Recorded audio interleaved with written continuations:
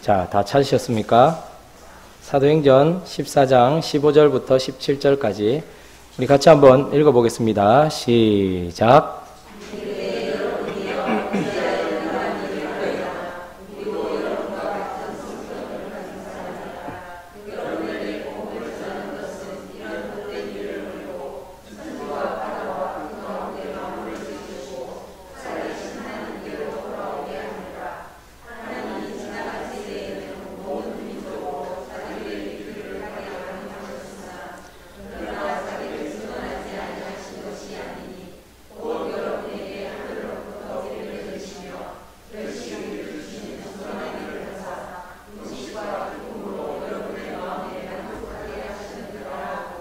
아멘.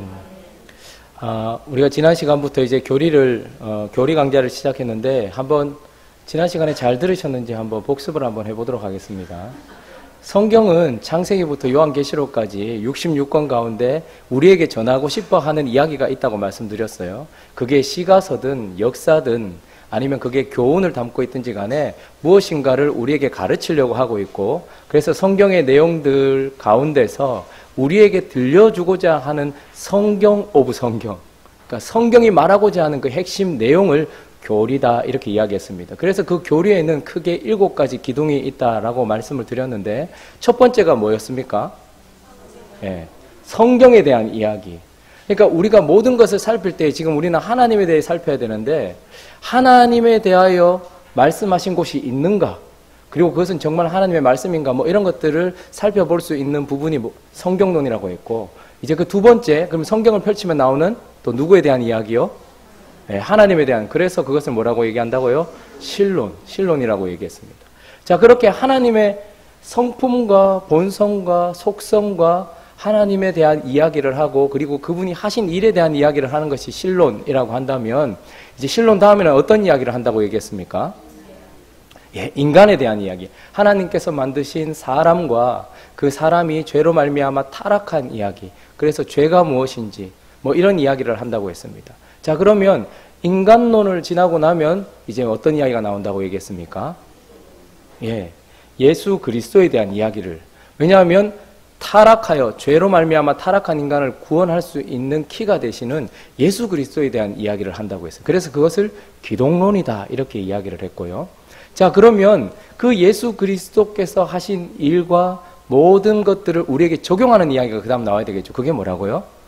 구원론인 것입니다. 그래서 그 구원론 안에는 그 복음을, 그리고 예수 그리스도께서 하신 일을 적용하시는 성령님에 대한 이야기도 같이 들어가 있다고 얘기했어요. 그래서 구원론에 대한 이야기가 나오고 나면 어떤 이야기가 나온다고요? 구원받은 자들의 모임인 교회에 대한 이야기. 교회의 권세는 무엇이며 교회의 의무는 무엇이며 교회는 어떤 것인가에 대한 이야기가 나온다고 말씀드렸고, 마지막은 뭐가 있습니까? 잘 들으셨네요. 종말에 대한 이야기. 개인적인 우리의 종말일 뿐만 아니라 교회의 종말과 온 우주의 종말에 대한 이야기가 나온다라고 얘기했습니다. 그래서 이제 우리가 처음으로 살펴볼 것은 바로 성경인데, 오늘 우리가 읽었던 것처럼 우리에게 있어서 가장 중요한 질문 중에 하나는 우리가 하나님을 알 수 있는가 하는 것입니다. 하나님을 알 수 있는가? 우리가 하나님을 어디에서 알 수 있는가에 대한 이야기인 것입니다. 그래서 욥기 23장 3절에 보면요, 우리가 어떻게 하나님을 알 수 있는가라는 아주 궁극적인 질문을 욥이 하고 있습니다. 가장 오래된 시대의 이야기를 담고 있는 이 욥기에서 지혜자들이 이렇게 이야기를 하는 것이죠. 우리가 어떻게 하나님을 알 수 있는가? 그런데 그것에 대하여서 여러분, 보이지도 않고 들리지도 않는 하나님을 우리가 어떻게 알 수 있는가, 그 질문에 대해서 우리가 읽었던 그 본문이 대답을 하고 있는데, 하나님은 어떻게 하셨다고 얘기합니까? 자기 자신을 나타내지 아니하신 것이 아니다라고 이야기하면서 자기 자신을 나타내셨다라고 이야기합니다. 자, 그러면 자기 자신을 나타내신 하나님을 우리가 그러면 어떻게 찾고 어떻게 알아갈 수 있는가에 대한 이야기로 넘어가야 되겠죠. 크게 2가지 방식으로 우리가 하나님을 알아가는 방식을 택할 수 있는데요, 그 하나는 하늘로부터가 아니라 땅으로부터 시작하는 거예요. 인간으로부터 시작하는 거예요. 그래서 하나님을 찾는 2가지 방식이 있습니다. 하나님은 우리에게 자기 자신을 나타내셨다라고 선포를 하고 계세요. 자, 그러면 그 하나님을 어떻게 찾을 것인가? 2가지 방식 중에 첫 번째는 바로 땅에서부터 시작되는 인간의 노력으로부터 시작된다는 거예요. 자, 인간의 노력으로부터 시작되는 것 중에 하나가 무엇이냐면, 우리가 흔히들 가장 먼저 빠지게 되는 오류 중에 하나인데 그것은 바로 내 내적인 내 마음 상태를 잘 살피면 결국 하나님을 찾아 알 수 있다는 거예요. 그래서 지식은 필요 없고 그저 내가 내 내면을 조용히, 그래서 이걸 내면의 빛이라고도 합니다. 그래서요, 우리 안에 직관적인 감정을 따라가다 보면 인간에게는 뭔가 직관적인 감정이 있거든요. 그래서 지식을 내려놓고 자기 자신에게로 집중해 보라는 거예요. 그러면 우리 안에 어떤 내적인 빛이 있을 것이고 직감적인 어떤 감정이 있을 것인데 그것을 따라가다 보면 결국은 하나님에게로 도달하게 될 것이다 라고 생각하는 인간으로부터 시작된 방식.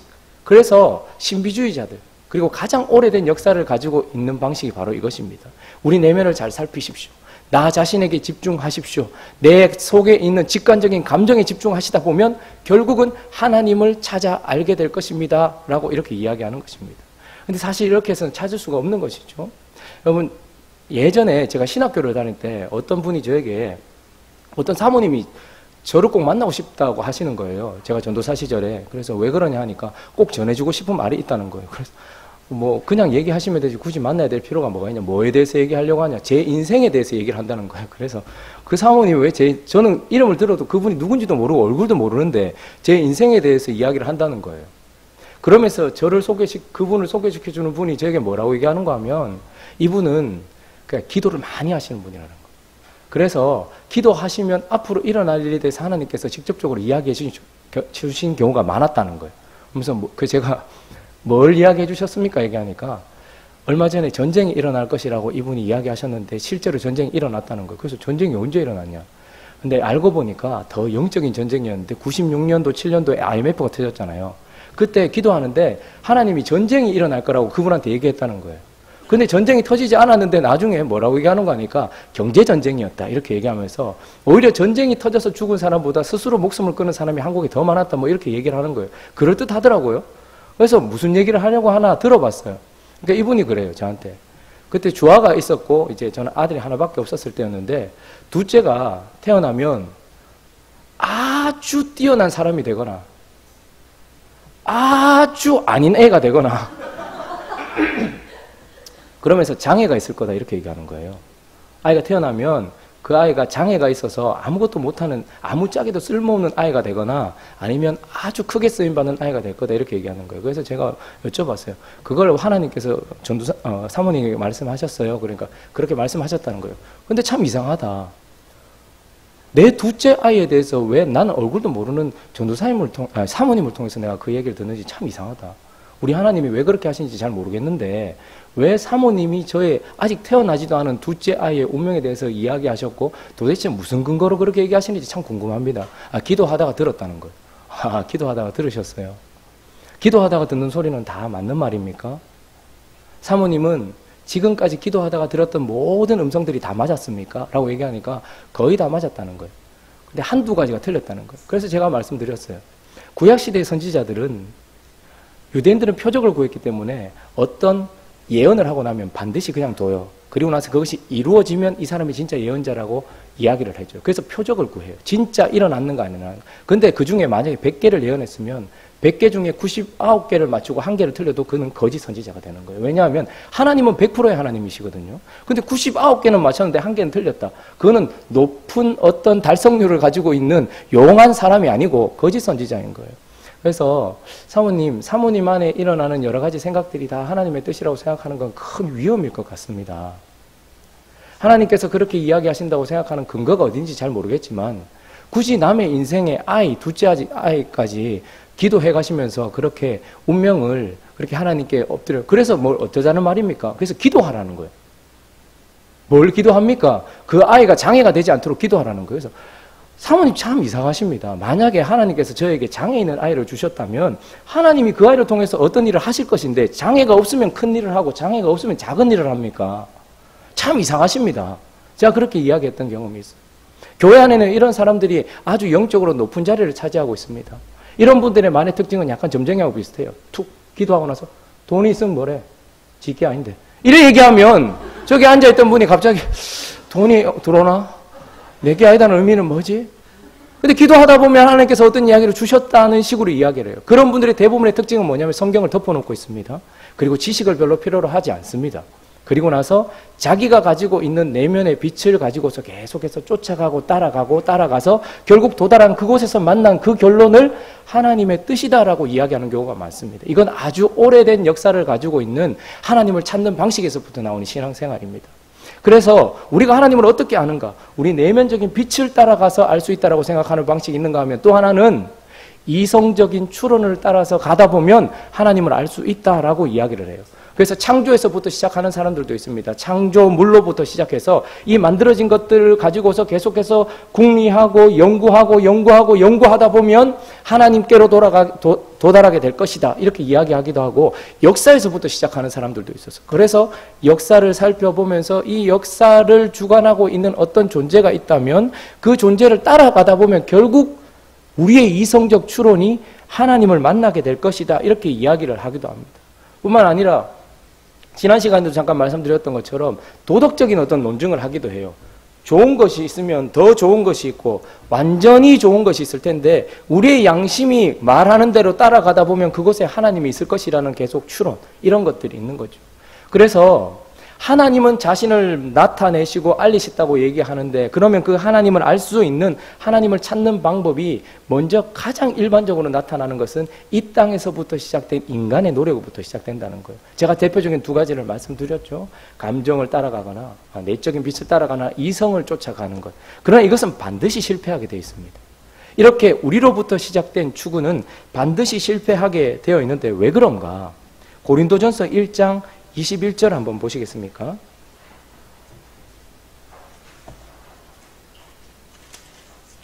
고린도전서 1장 21절. 최상수 집사님, 제 말 잘 들립니까? 그 끝까지? 예. 자, 고린도전서 1장 21절, 자, 한번 읽어보겠습니다. 신약성경 264페이지, 시작. 하나님의 지혜에 있어서는 이 세상이 자기 지혜로 하나님을 알지 못하므로 하나님께서 전도에 미련한 것으로 믿는 자들을 구원하시기를 기뻐하셨도다. 고린도 지역에 아주 지적인 사람들이 많은 이곳, 그리고 경제적으로 부흥한 이곳에서 이런 이야기를 했다는 것은 매우 의미가 있습니다. 하나님의 지혜에 있어서는 이 세상이 자기 지혜로는 결코 알 수 없다라고 이야기를 하기도 합니다. 자, 욥기도 한번 가볼까요? 욥기. 성경을 좀 많이 찾는데 욥기 11장 7절에서 8절도 한번 보시죠. 찾기 힘드시면 옆에서 읽어주니까 귀만 싹 열고 있으면 될 것 같아요. 자, 한번 읽어보겠습니다. 시작. 네가 하나님의 오묘함을 어찌 능히 측량하며 전능자를 어찌 능히 완전히 알겠느냐. 하늘보다 높으시니 내가 무엇을 하겠으며 소울보다 깊으시니 네가 어찌 알겠느냐. 여러분, 하나님께서 우리에게 반드시 말씀하고 계시는 것은 무엇이냐면 우리 스스로는 하나님을 절대 찾아갈 수 없다라고 이야기합니다. 그 원인이 무엇이냐면 이 말씀이 말하는 것처럼 존재적으로 불가능하다는 거예요. 존재적으로. 우리가 우리 스스로 하나님을 알 수 없는 이유는 무엇이냐면 우리가 추구하고 있는 하나님과 우리가 다르다는 거예요. 틀린 게 아니고 완전히 다르다는 거예요. 우리가 나중에 하나님에 대한 속성을 이야기할 때는 공유적 속성. 예를 들면 제 아이는 저를 닮은 부분이 있죠. 공유하고 있는 부분이 있어요. 근데 하나님을 우리도 좀 닮아 있어요. 그런데 비공유, 하나님에게만 있는 것들이 너무나 많아요. 그러니까 존재적으로 서로 다르기 때문에 다른 존재가 다른 존재를 이해하는 것은 불가능한 것입니다. 여러분, 개미가 아무리 똑똑해도 인간을 이해할 수 있겠습니까? 자기에게 없는 것이 너무나도 많은데 개가 인간을 이해할 수 있겠습니까? 존재 자체가 다르단 말입니다. 여러분, 그 멀리까지 가지 않아도 지금 여기 앉아있는 남자와 여자도 존재적으로 달라요. 누가 더 옵션이 높습니까? 늦게 만들어진 분들이 옵션이 더, 원래 시리즈는 뒤로 갈수록 더 옵션이 높아요. 그래서 근데 하나님 참 희한하게 하셨죠. 옵션이 높고 기능이 훨씬 많은데도 티미한데 남자는. 그런데 뒤에 만들어진 여자의 머리가 되고, 그죠? 남자는 여자의 머리가 되고, 그리고 남자는 또 여자를 또 다스리는, 자기는 좀 안 돼요. 여자고 남자는 존재 자체가 다릅니다. 여자분들 그런 얘기 많이 하시잖아요.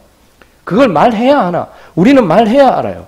말해야 알고 존재 자체가 달라요. 뭐 이런 거 있잖아요. 예를 들면 의사소통을 왜 그렇게 하는지 잘 모르겠는데, 뭐 혹시 지금 커피 한 잔 마시고 싶어? 이렇게 물어요. 여자분들이. 그러면 저는 안 마시고 싶으니까 아니? 이렇게 얘기하고 있어요. 그러면 한 20분 있다 또 물어요. 혹시 커피 한 잔 안 마시고 싶어? 이렇게 물어요. 그러면 못 들었는갑다 싶어서 정확하게 얘기를 해줘. 안 마시고 싶다고.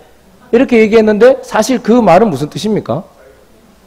내가 지금 커피를 한 잔 먹고 싶으니까 같이 커피 마시자라는 뜻인 거예요. 근데 남자는 그렇게 이야기하면 못 알아듣습니다. 도대체 이게 무슨 말인지 못 알아들어요. 그러면 여자분들은 또 화가 나죠. 존재 자체가 완전히 다르다는 말입니다. 회사에서 어려운 일이 있었습니다. 뭐 이런저런 이야기를 막 해요.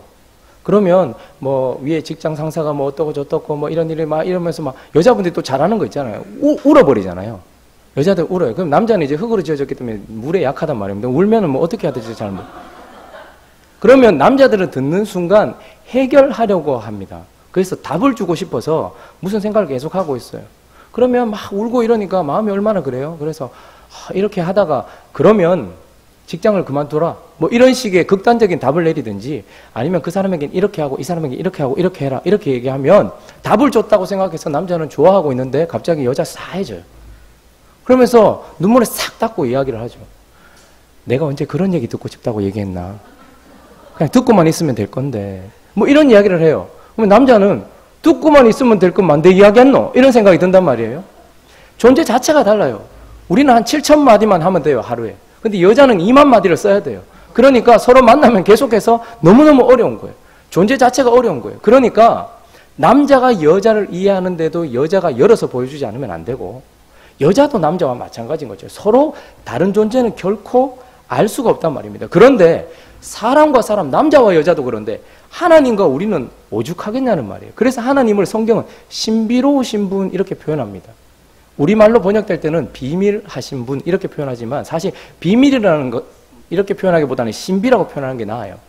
근데 워낙 이단에서 자꾸 신비라는 말을 많이 가지고 가서 우리가 번역할 때 비밀스러우신 분 이렇게 하는데 비밀은 의도적으로 감춘다는 의미가 좀 있기 때문에 약간 부정적입니다. 그러나 신비는 다 보여줘요. 다 보여주는데도 보면서도 모르는 것을 신비롭다고 얘기하는 것입니다. 하나님은 우리에게 보여주시고 하나님은 우리에게 드러나신다 할지라도 우리가 하나님과 존재 자체가 다르기 때문에 우리의 이성으로 혹은 우리의 직관적인 감정으로 무엇인가를 추구해도 결코 하나님을 알 수 없는 존재적인 장애가 있다라는 것입니다.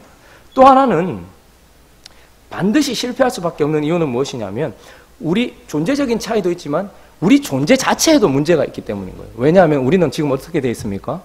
죄로 타락해 있단 말입니다. 그러니까 우리는 지금 정상적인 상태가 아닙니다. 우리는 여전히 하나님께서 주셨던 그 기능을 사용하고 있어요. 생각을 합니다. 하나님께서 주신 감정을 가지고 느낍니다. 그리고 하나님께 주신 의지를 가지고 무엇인가를 하고 있지만 그러나 죄로 말미암아서 우리는 전적으로 나중에 여기에 대해서 얘기하겠지만 전적으로 제대로 된 기능을 할 수 없는 상태에 있기 때문에 그렇다는 것입니다. 그래서 우리가 하나님을 우리 스스로 알 수 없는 이유 중에 하나는 우리는 하나님이 제대로 보이지 않는 존재란 말입니다. 우리 자체에 문제가 있어서 죄 때문에 뭔가를 제대로 해석을 하지 못해요. 예전에 제가 지금 생각해 보니까 한 저 또래 정도 되었는데 아저씨였죠. 제가 이제 학교 다닐 때 버스 그때는 제가 83번 버스를 탔는데요. 평리동에 이렇게 가면 막 시내로 돌아서 막 학교를 가고 이렇게 가면 막 버스가 퇴근 시간과 아이들 학교 시간이 겹치면 막 터져 나가잖아요. 근데 그 버스에 막 타고 있는데 어떤 한 40대 중반쯤 되었던 것 같아요. 지금 생각하니까 그렇게 나이 많은 아저씨도 아닌데 그 당시에 저는 학생이었으니까 아주 그냥 아저씨처럼 느껴졌는데 이 아저씨가 제대로 된 선택을 하지 못했던 것 같아요. 그러니까 뭐 만진 거예요. 제가 봐도 손이 가만히 있지 않고 화려한 놀림이 있었어요. 사람이 막 모여 있으니까 막 이렇게 한 거예요. 그런데 누구를 만졌는가 하니까 이분이 진짜 왜곡되어 있었어요. 그러니까 제가 봐도 별로 만질 것이 없는 그 아줌마였어요. 완전히 아줌마였어요. 제가 그 아줌마를 폄하하는 게 아니고 전혀 굳이 왜 만졌을까라는 생각이 드는 아줌마였어요. 그런데 이 아줌마가 또 얼마나 무서운지 제가 내리는 거기에서 같이 내린 거 아저씨 끌고 내린 거예요. 그런데 그 아저씨의 여기를 혁뒤 앞을 이렇게 잡고 내렸어요. 그리고 나서 막 흔들면서 야, 이 양반아! 뭐 하는 짓이야! 뭐 이렇게 했어요, 아줌마가. 그러니까 이제 다 몰려든 거예요, 사람들. 저도 이제 구경을 하고 있었고. 그러니까 이 아저씨가 막 자기는 왜, 이 아줌마가 왜, 이 양반. 그러니까 막 아줌마가 막, 그러면 양반이라 하지, 쌍놈이라 하까? 막 하면서 막 싸우는 거예요. 그러다가 왜 만졌냐고 막 하니까 아저씨가 처음에 안 만졌다 그런 거예요. 그런데 이제 보니까 이제 아줌마가 이기잖아요. 그래서 제가 봤을 때 아주 왜곡되어 있는 거예요. 굳이 안 만져도 될, 그런데 왜 만졌을까? 이런 생각이 딱 들었어요. 우리는 제대로 선택을 못하는 것 같아요. 저거는 만질 게 아니었는데 만진 거예요. 그런데 더 놀라운 사실은 이제 아줌마가 막 그렇게 한바탕 하고 나니까 아저씨가 이제 완전히 막 이렇게 죽었는데 우리 다 보고 있으니까 이 아저씨가 갑자기 아줌마가 하고 나니까 주변을 돌아보면서 막 욕을 막 하는 거예요. 하면서 막 욕을 막 하더니 뭘 봐? 막 이러더니 저쪽에 있는 아저씨한테 가더니 아저씨 맥살을 딱 더니 웃어! 막 그러는 거예요. 근데 보니까 아저씨가 진짜 웃고는 있는데 이렇게 웃고 있는 거예요. 안 웃었어요. 막 이러는 거예요.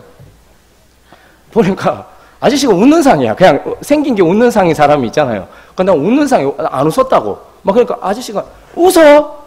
내가 웃어! 막 이러면서 막 싸우는 거예요. 근데 진짜 제가 봐도 그 아저씨는 처음부터 끝까지 그런 인상이었어요. 웃는 상이었어요. 근데 그 순간에 그분에게 있어서 이 사람이 자기를 비웃는다라고 해석이 되어지는 거예요. 그전에도 하면 안 되는 행동을 했지만 어떤 상황을 딱 보면서 저게 지금 저런 식으로 뭐 비웃어 이렇게 이제 해석이 되는 거예요. 그러니까 우리는 있는 사실을 그대로 해석하지 못하는 그런 존재인 것이죠. 이런 이상한 사람만 이렇게 잘못 해석하는 게 아닙니다. 어떤 분이 식사를 하자고 해요. 저는 밥 먹자 하면 별로 안 좋아해요, 사실은. 근데 밥을 먹재요. 아주 점잖으신 분이었어요.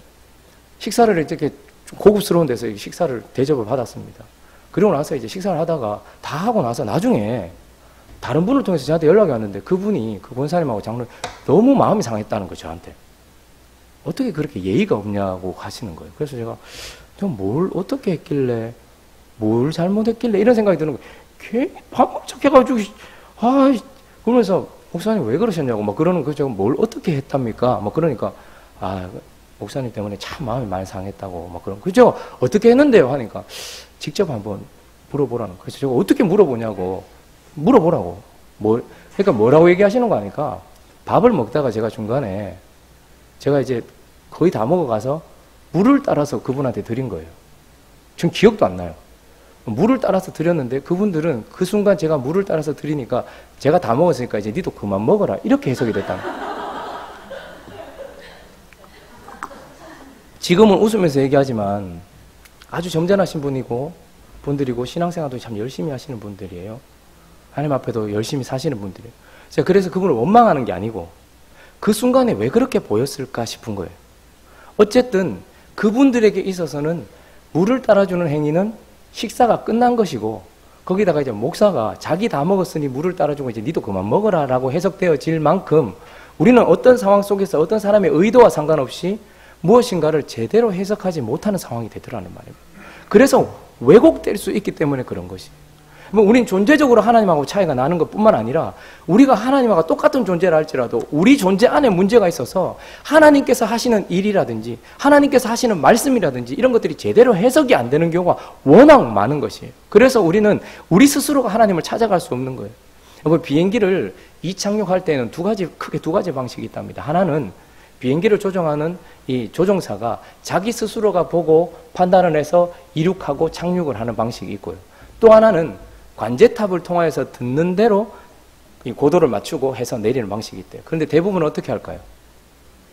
조종사가 스스로 선택한 대로 하지 않아요. 왜냐하면 내 눈에는 똑바로 이렇게 보여서 지금쯤 내리면 된다고 생각하는데 내 눈에 보이는 대로가 아닌 경우가 워낙 많은 거예요. 그래서 어떻게 해요? 객관적으로 저 관제탑에서 보고 있는 사람이 지금 고도가 어느 정도 되고 지금 어느 정도 되니까 여기에서 내려야 됩니다. 혹은 여기에서 띄워야 됩니다라고 하는 그 객관적인 이야기를 듣고 이착륙을 시키는 방식이 가장 안전한 것처럼 우리 또한 우리 눈에는 괜찮아 보이는데 이미 죄로 말미암아서 지정의 모든 부분 육체까지도 다 타락해버린 우리의 상태로서는 하나님을 제대로 알 수 없다는 거예요. 그렇기 때문에 인간으로부터 시작된 하나님을 향한 추구는 반드시 실패한다는 것입니다. 그래서 한 가지 방식, 또 다른 방식이 있습니다. 이것은 인간의 노력으로부터 시작된 것이 아니라 하늘로부터 시작된 것이 그걸 계시라고 하는 것입니다. 계시. 자, 계시는 뭡니까? 한문으로. 계시. 열어서 보여주는 것입니다.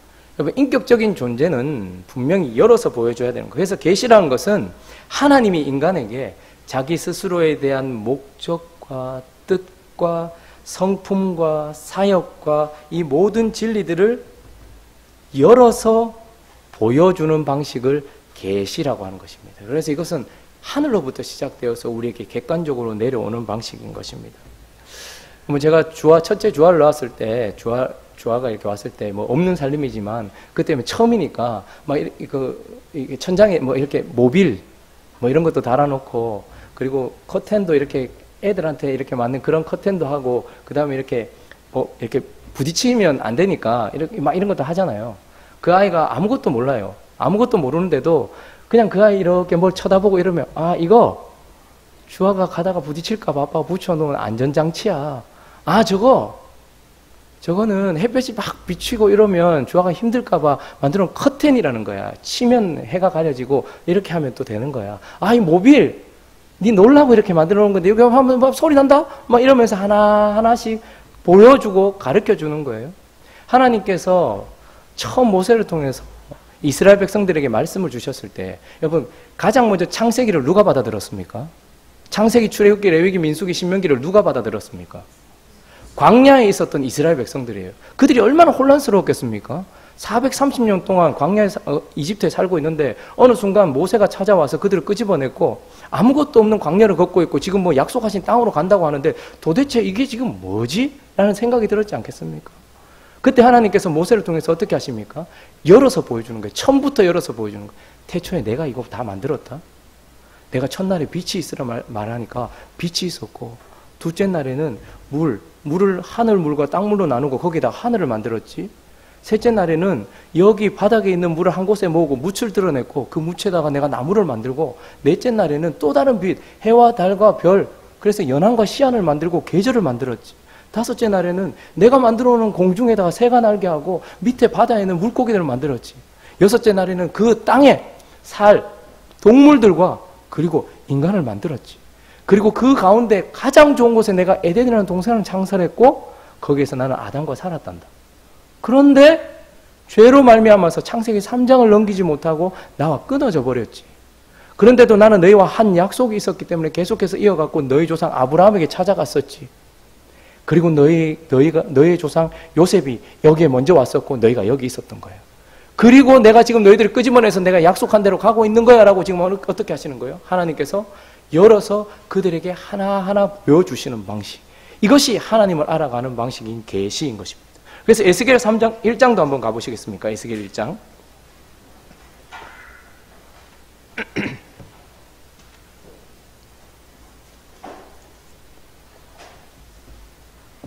에스겔 1장 1절부터 3절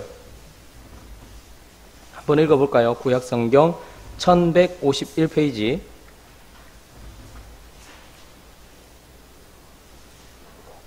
자, 한번 읽어보겠습니다. 시작.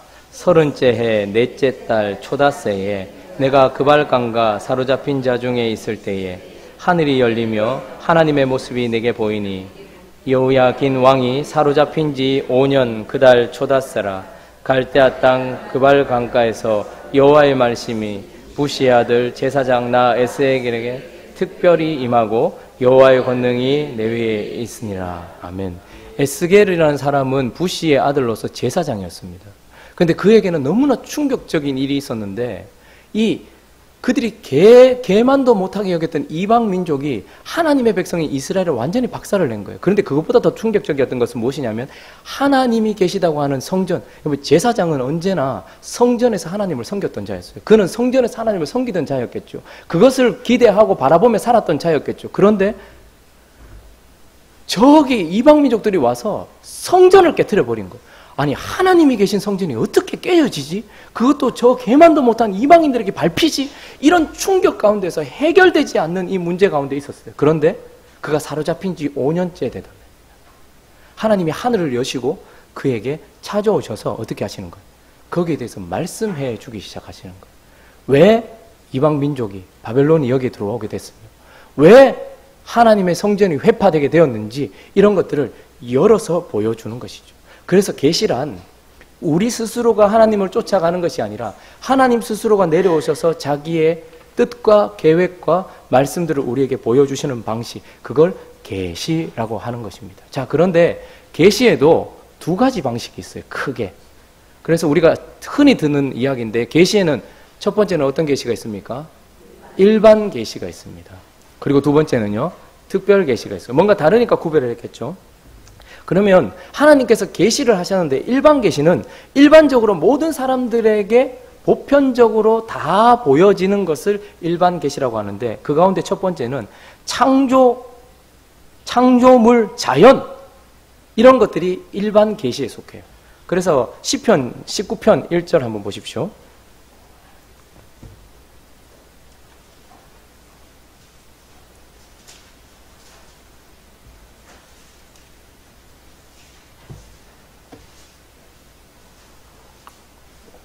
시편 19편 1절 읽어보겠습니다. 시작. 하늘이 하나님의 영광을 선포하고 궁창이 그의 손으로 하신 일을 나타내는도다. 하나님께서 지으신 모든 것들이 지금 뭐라고 있다는 거예요? 하나님의 일을 높이고 하나님의 영광을 선포하고 있다고 얘기하면서, 하나님은 스스로가 만드신 그 자연과 만물을 통하여서 자기 자신을 드러내셨다라고 이야기를 하고 있습니다. 그래서 신약은 로마서 1장에 이렇게 해석을 하고 있죠. 로마서 1장도 한번 가볼까요? 19절 20절.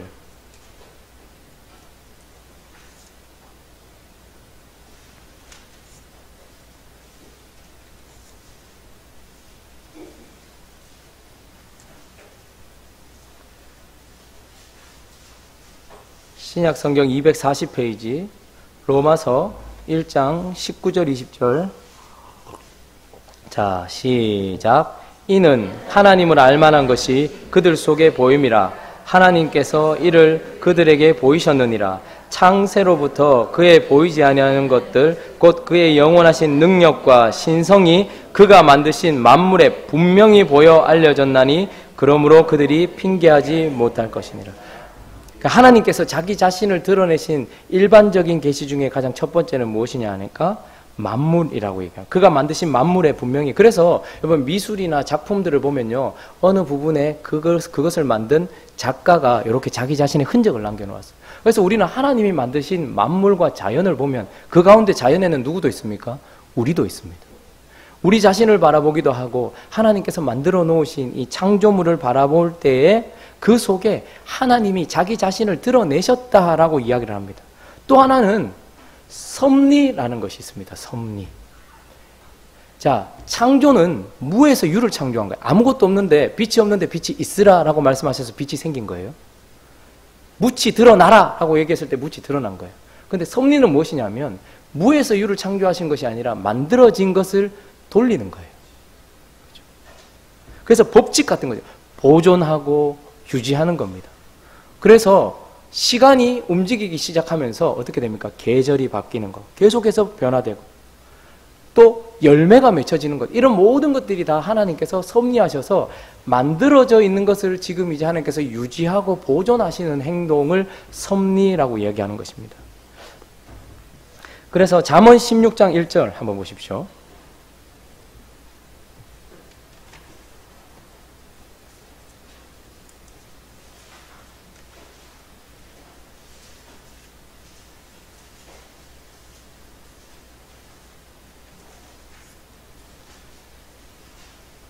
우리가 잘 아는 말씀인데, 잠언 16장 1절 구약성경 928페이지 보면, 자, 한번 읽어보겠습니다. 시작. 마음의 경영은 사람에게 있어도 말의 응답은 여호와께로부터 나오느니라. 아멘. 9절도 한번 읽어볼게요. 자, 시작. 사람이 마음으로 자기의 길을 계획할지라도 그의 걸음을 인도하시는 이는 여호와시니라. 아멘. 하나님께서 무엇을 그냥 만들어 놓고 마치 누군가 이신론자들이 말하는 것처럼 하나님은 시계, 태엽공, 시계를 만드신 분이다, 태엽공처럼 감아놓고 그냥 멀리 바라보고 계신다, 이게 아니라 하나님은 어떻게 해요? 만들어 놓으신 모든 것들을 그분이 스스로 지금 보존하고 유지하고 계시고 우리 인생도 마찬가지라는 거예요. 우리 인생도 하나님께서 우리를 만들어 놓고 여기에 딱 하고 그냥 두고 계신 것이 아니라 우리의 인생도 우리의 마음이 뭔가를 계획하기도 하지만 이 모든 것들을 지금 하나님께서 어떻게 하고 계시나요? 간섭하시면서 섭리하고 계신다는 거예요. 이걸 보면서 사람들은 하나님을 믿지 않는 사람들도 우리 인생에 일어나는 섭리들 그런 모든 결과들을 보면서 아 신이 있구나라는 것을 보게 되는 일반 계시라는 것이죠. 또 하나는 역사라는 것입니다. 역사. 자, 성경을 자꾸 찾아서 힘드실지는 모르겠는데 포기하시는 분들 포기하셔도 되고 들으시면 돼요. 사도행전 17장 한번 보십시오. 17장 26절.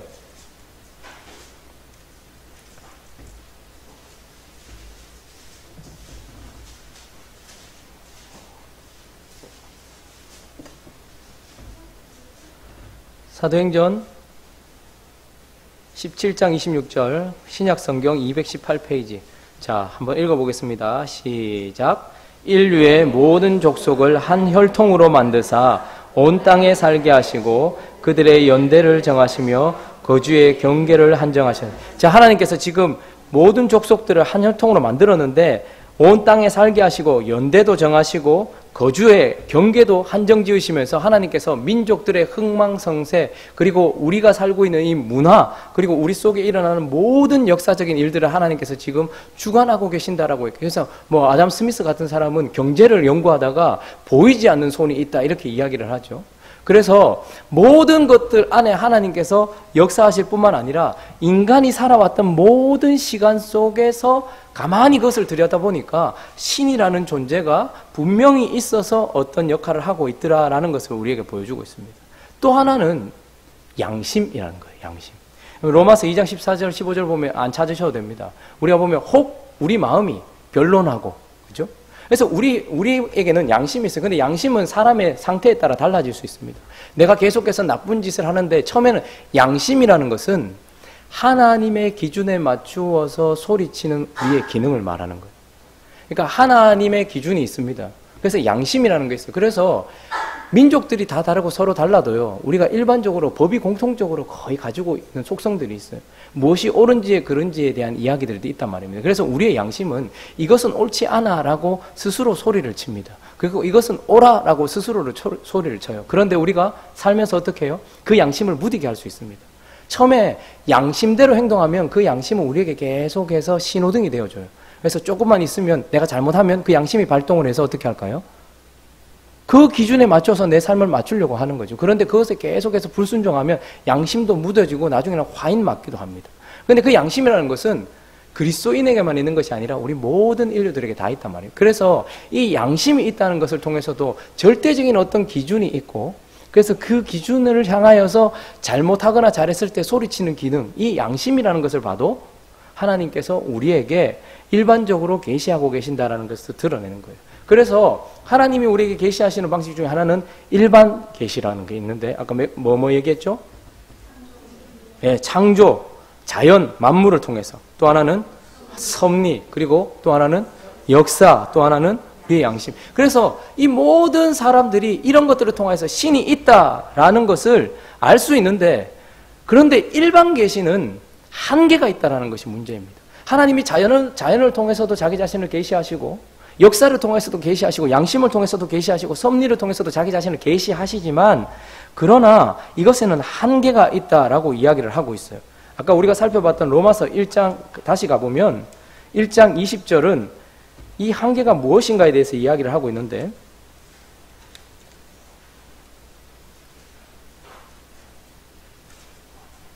로마서 1장 20절 한번 읽어볼까요? 다시 한번. 아까 읽었지만 자 다시 한번 읽어보겠습니다. 시작. 창세로부터 그의 보이지 아니하는 것들 곧 그의 영원하신 능력과 신성이 그가 만드신 만물에 분명히 보여 알려졌나니 그러므로 그들이 핑계하지 못할지니라. 자, 분명히 보여졌어요. 그런데 그래서 하나님이 계시다는 존재적인 증명이 되고 그 다음에 하나님이 창조하셨다는 창조주로는 알 수 있을지 모르지만 그래서 그들이 하나님이 안 계시다라고 말하지 못할 정도의 핑계대지 못할 정도까지 가는 것이 일반 계시의 한계인 것입니다. 하나님이 없다, 하나님 없었다, 하나님 한 번도 내한테 말씀하신 적이 없었다 라고 핑계하지 못할 정도밖에 안 된다는 거예요. 그래서 일반 계시는 하나님의 존재와 창조주로서는 알 수 있지만 그러나 깊이 하나님의 인격과 하나님의 뜻과 구원에 대한 이런 특별한 내용들을 담을 수 없다는 거예요. 그래서 우리에게 필요한 것이 무엇이냐면 바로 특별 계시인 것입니다. 그래서 특별 계시는 명확한 목적을 가지고 있어요. 이것을 만드신 창조주를 넘어서 만드신 그분의 마음을 가르쳐주는 그분의 본성이나 성품이나 하나님에 대한 이야기들을 해주는 것, 이게 특별 계시예요. 그리고 가장 중요한 것은 무엇입니까? 인간이 지금 이런 상태에서 누구나 자기 상태에 대해 절망하게 돼 있어요. 이런 상태에서 구원받을 길을 보여주는 거예요. 자연을 아무리 살펴도 구원받을 길을 얻지 못합니다. 역사를 아무리 살펴도 구원받을 길을 얻지 못해요. 내 양심을 아무리 살펴보고 섭리를 아무리 바라봐도 내가 구원받을 길을 알지 못해요. 그래서 하나님께서는 어떻게 하십니까? 일반 계시를 넘어선 특별 계시를 주셨다라는 것입니다. 자, 그래서 이것을 특별 계시라고 하는데 왜 특별 계시라고 할까요? 먼저는 대상이 특별하기 때문인 거예요. 여러분, 우리가 타락하기 전에 먼저, 나중에 우리가 선한 천사, 악한 천사에 대한 이야기도 하겠지만 우리보다 먼저 타락한 존재가 있었어요. 영이었는데 천사들이, 그래서 하늘에서 3분의 1이 떨어져 나갔다고 얘기하죠. 그런데 하나님은 똑같이 타락했는데 그들에게는 구원의 길을 열어주시지 않았습니다. 구원의 방법에 대해서 얘기해 주지 않았어요. 그런데 우리에게는 어떻게 하십니까? 열어주신 거예요. 우리에게는 들려주신 거예요. 그래서 특별한 대상에게 그리고 모든 사람들에게 다 성경은, 모든 사람들에게 다 하나님은 구원의 대상으로서 보여지지 않습니다.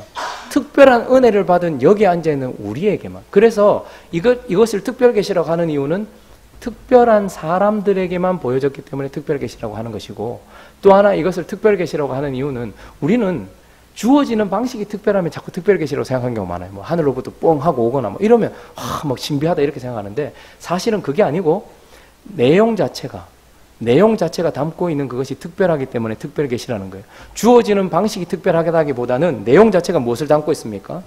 어떤 책에도 없는, 어디에도 없는 인간이 구원받는 방법에 대하여서 기록되어 있기 때문에 이것을 특별 계시라고 하는 거예요. 그래서 특별 계시를 하나님께서는 오직 어디에만 두셨다라는 거예요?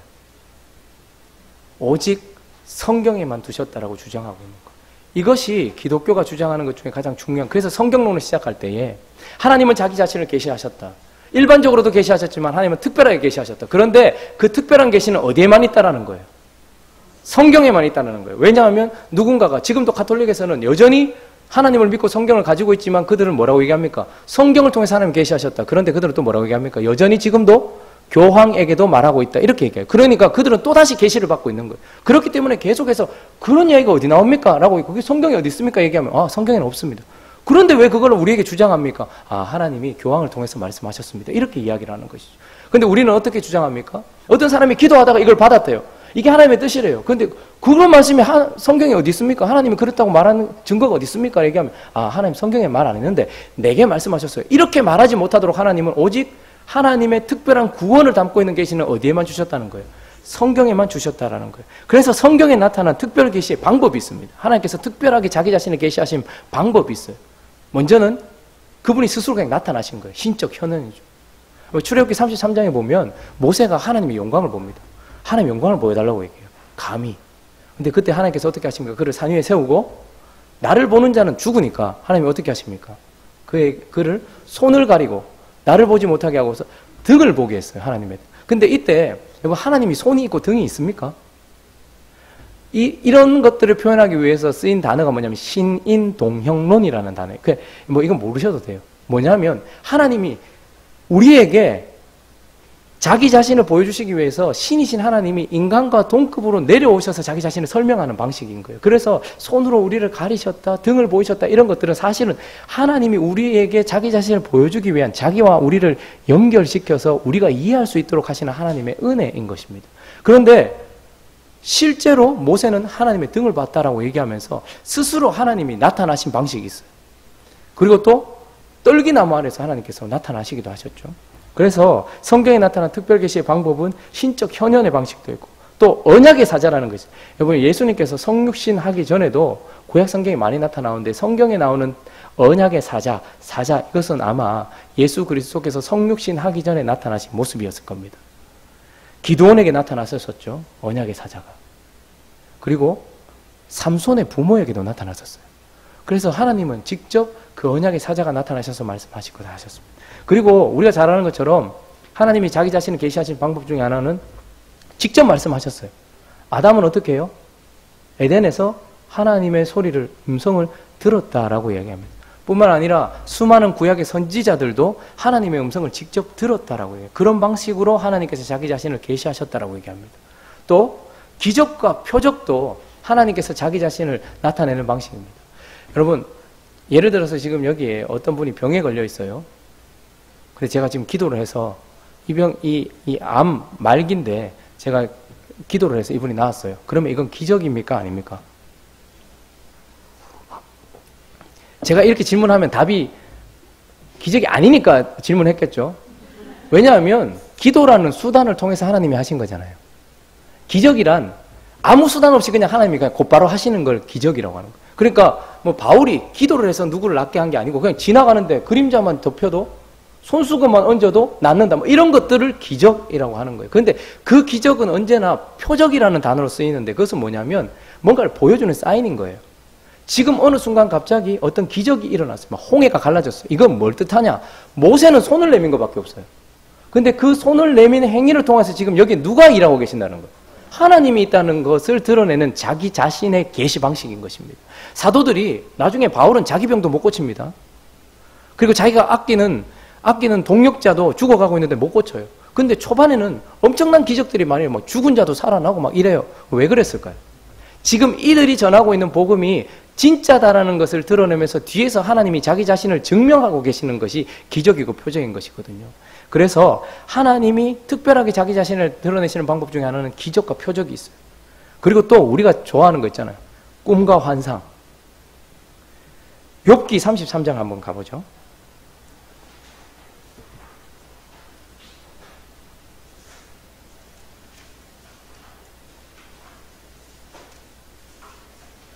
(15절에서 16절) 말씀 보면 구약성경 793페이지 욥기 33장 15절에서 16절. 자, 시작. 사람이 침상에서 졸며 깊이 잠들 때에나 꿈에나 밤에 환상을 볼 때에 그가 사람의 길을 여시고 경고로서 두렵게 하시니. 하나님께서 자기 자신을 드러내시는 방법 중에 하나는 꿈과 환상입니다. 마리아의 남편이 될 요셉에게도 하나님께서 현몽하셔서 이야기하셨고 요셉에게도 그런 식으로. 지금도 이런 일들이 일어날 수 있습니까? 없습니까? 네, 있을 수 있죠. 하나님께서 여전히 그런 방식들을 사용하십니다. 그런데 마지막으로 하나님께서 하시는 성경에 나타난 특별 계시의 방법이 무엇이냐면 영감이라는 방식입니다. 영감. 지금 옆에 계시는 그 영감 말고 하나님께서 특별히 감동하셔서 기록하게 하시는 거예요. 영감. 그래서 이제 성경 마지막으로 찾을게요. 히브리서 1장.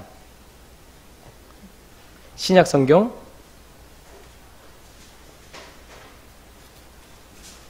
353페이지에 있습니다. 히브리서 1장 1, 2절. 우리 요것만 한번 읽어보겠습니다. 자, 시작. 옛적에 선지자들을 통하여 여러 부분과 여러 모양으로 우리 조상들에게 말씀하신 하나님이 이 모든 날 마지막에는 아들을 통하여 우리에게 말씀하셨으니 이 아들을 만유의 상속자로 세우시고 또 그로 말미암아 모든 세계를 지으셨느니라.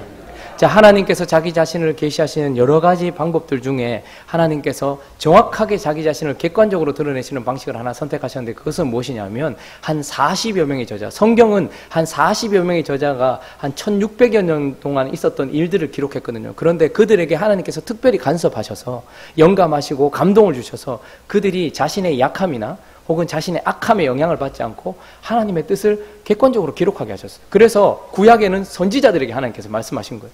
그래서 어떤 선지자들은 자기가 기록하면서도 무슨 뜻인지도 잘 모르면서 기록하기도 했고 쓰고 싶지 않은데 써야 되는 것들도 있었어요. 그래서 하나님은 자기의 뜻을 영감받은 기록자들, 특별히 옛적에는 선지자들을 통하여서 그것을 기록하게 하셨다가 마지막 때는 누구를 보내신 거예요? 결국은 아들을 보내셔서 말씀을 하셨어요. 그래서 그것을 기록하게 했고, 그래서 우리 신약 성경에 예수님께서 하셨던 말씀은 특별히 무슨 글자로? 빨간 글자로 적혀 있죠. 그리고 난 이후에 그 이후에 예수 그리스도께 직접 배움을 받았던 사도들, 그리고 그분이 하셨던 말씀을 직접 가지고 있었던 그런 성경 기자들. 그래서 예수 그리스도께서 그 이전에는 선지자들을 통해서 말씀하시다가 그 이후에 자기가 오셨고 그 이후에는 또 누구요? 자기에게 직접. 그래서 신약 성경의 기자들에게 가장 중요한, 이게 정말 하나님의 말씀이냐? 라는 것, 가장 중요한 것 중에 하나는 뭐냐면 사도성이었어요. 정말 예수 그리스도께 배웠던 사람이 맞는가? 그리고 그 사람이 정말 하나님이 보내신 사람이 맞는가? 그래서 예수 그리스도는 자기 자신이 말씀하셨고 그의 사도들을 통해서 또 이야기를 해서 이 마지막 때에 객관적으로 기록하여서 하나님께서 하셨던 모든 뜻을 그 속에 담아두도록 하신, 그래서 영감된 기록된 글로서 자기 자신을 계시하신 것입니다. 그래서요, 지금도 여전히 꿈과 환상을 통해서 말씀하실 수 있고 하나님이 나타나실 수도 있겠죠. 그러나 지금은 이제 하나님께서 어떤 방식을 사용하실까요? 기록된 창세기부터 요한계시록까지 모든 뜻을 다 기록하셨고 여기서 더하거나 빼지 말라고 말씀하시면서 이 객관적으로 기록된 말씀을 통하여서 주님께서 우리에게 말씀하시는 방식, 이게 특별 계시에 드러나는 방식입니다. 자, 그래서요, 이 기록된 특별 계시는 어떤 것을 담고 있겠습니까? 많은 이야기들이 있습니다. 거기에는 이렇게 말하면 되죠. 구원이란 첫째, 둘째, 셋째 이렇게 이야기하잖아요. 창세기부터 하나님께서 쭉 사람들의 이야기를 기록해가면서 노아의 홍수 이야기를 합니다. 다 쓸어버릴 그때에 하나님께서 8 식구를 구하시면서 그들을 구원하는 이야기. 방주도 하나요, 그 방주에 배도 하나요, 그 방주에 창도 하나요, 노도 없고 키도 없는. 그래서 구원은 하나요, 구원은 하나님께서 하신다는 이야기, 이 구원의 이야기가 기록되어 있는 것이죠. 그리고 하나님께서 흩어버릴 사람들에게 복음을 전하려고 아브라함 한 사람을 선택하셨고, 하나님은 이스라엘 백성들을 선택하신 것이 아닙니다. 여러 민족 중에 이스라엘 백성들을 선택한 것이 아니라 아브라함 한 사람을 통해서 자기 민족을 만들어내셔서 복을 전하게 하는 구원의 이야기.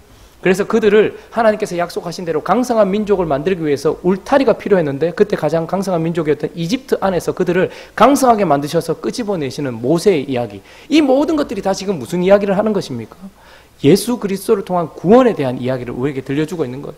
홍해를 건너는 이야기, 그리고 마지막 때에 그들이 바벨론에서 포로로 돌아와서 영광을 기다리고 있을 때 로마의 압제를 받고 있던 그때에 메시아를 보내셔서 로마가 아니라 죄로부터, 사망으로부터 구원받는 예수 그리스도의 이야기, 부활 이야기, 이 모든 것들이 사실 성경에 기록되어서 이 모든 것들이 무엇을 기록하고 있는 겁니까? 우리의 구원을 기록하고 있는 것입니다. 그리고 이 구원 이야기는 아주 점진적으로 우리에게, 그래서 구원의 계시는요, 우리는 너무 축복받은 시대에 살고 있습니다.